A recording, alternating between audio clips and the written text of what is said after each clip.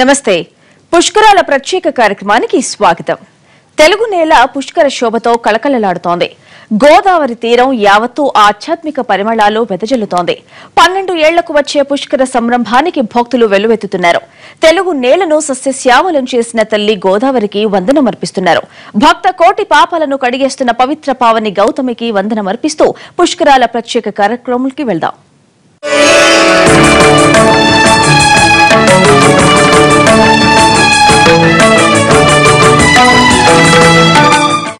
గోదావరి పుష్కర శోభతో కళకళ్లాడుతోంది. నేల ఈనిందా అన్నట్లు జనం పుష్కర స్నానాలకు తరలిస్తున్నారు. గోదావరి ఘాట్ల జనసంద్రంగా మారుతున్నాయి. తొలి 4 రోజుల్లోనే 1 కోటి మందికి పైగా భక్తులు తెలుగు రాష్ట్రాల్లో పుణ్యస్నానాలు చేశారు. 2 రోజుల వరుస సెలవులు రావడంతో రద్దీ ఒక్కసారిగా పెరిగిపోయింది. రాజమండ్రి జనసంద్రమైంది. భద్రాద్రి భక్తాద్రిగా మారిపోయింది.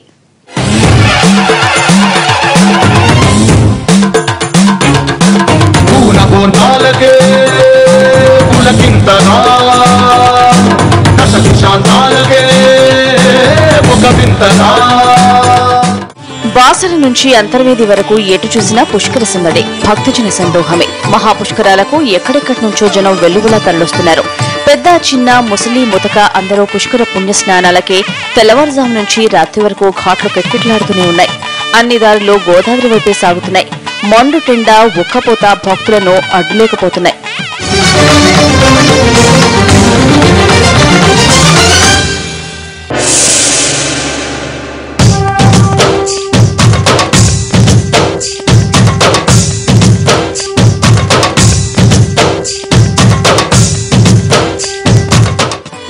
రాజమండ్రిలో ఎటు చూసిన ఆధ్యాత్మిక శోభే, పండగ వాతావరణమే.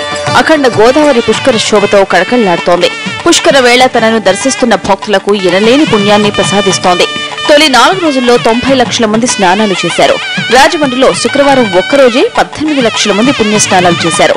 కోటిలింగాల రేవుకే రోజుకు 5 లక్షల మంది భక్తులు తరలిస్తున్నట్లు అంచనా. తూర్పుగోదావరి జిల్లాలోని మిగిలిన ఘాట్లలో శుక్రవారం నాడు 11 లక్షల మంది స్నానాలు ఆచరించారు. కొవ్వూరు, నరసాపురం గోదావరి ఘాట్లలో స్నానాలకు భక్తులు కిలోమీటర్ల కొద్దీ నడిచి వస్తున్నారు. పశ్చిమ గోదావరి జిల్లాలో 4 రోజుల్లో దాదాపు 30 లక్షల మంది పుణ్య స్నానాలు చేసినట్లు అంచనా. ముఖ్యమంత్రి చంద్రబాబు రాజమండ్రిలో పరిస్థితిని సమీక్షిస్తున్నారు.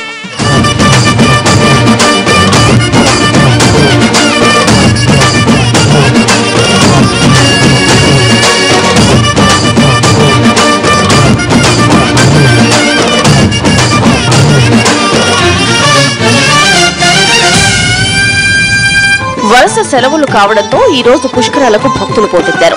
రాజమండ్రిలో ఘాట్లలో అడుగు తీసి అడుగు వేయలేని పరిస్థితి ఉంది. రహదారులు జలమయమయ్యాయి. తెల్లవారుజామున 3 గంటల నుంచి భక్తులు స్నానాలకు పోటెత్తారు. వెల్లువలా భక్తులు తరలి రావడంతో ట్రాఫిక్ ఎక్కడికక్కడే నిలిచిపోతోంది. దీంతో భక్తులు ఇబ్బందులు పడుతున్నారు. గ్రామీణ ప్రాంత ఘాట్లకు వెళ్లాలని అధికారులు భక్తులకు సూచిస్తున్నారు.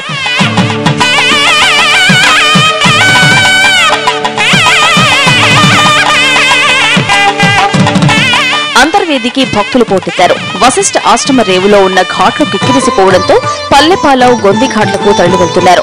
కొవ్వూరు కూడా భక్త సంద్రంగా మారింది. గోష్పాద క్షేత్రంలో గంటకు 50,000 మందికి పైగా స్నానాలు చేస్తున్నారు.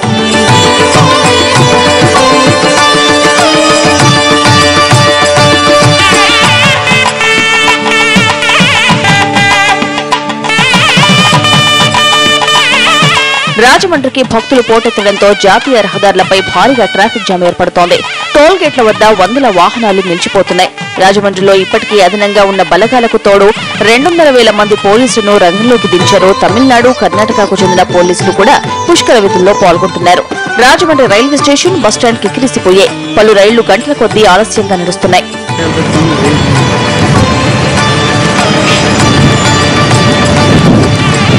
హైదరాబాద్ నుంచి పుష్కర స్నానాలకు వెళుతున్న వారితో 44వ జాతీయ రహదారిపై ట్రాఫిక్ విపరీతంగా పెరిగిపోయింది.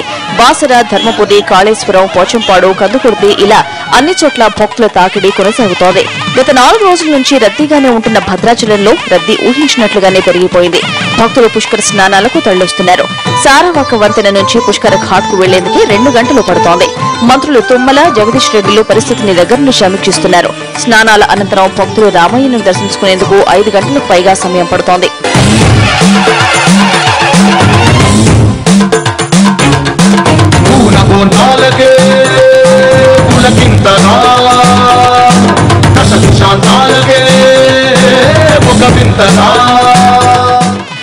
వరుస సెలవులు కావడంతో ఈ రద్దీ ఇలాగే కొనసాగే అవకాశం ఉంది. భక్తులు కొన్ని జాగ్రత్తలు తీసుకోవాలని అధికారులు సూచిస్తున్నారు.